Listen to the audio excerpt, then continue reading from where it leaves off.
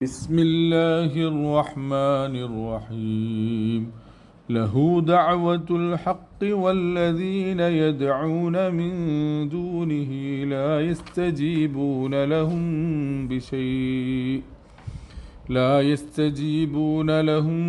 بشيء إلا كباسط كفيه إلى الماء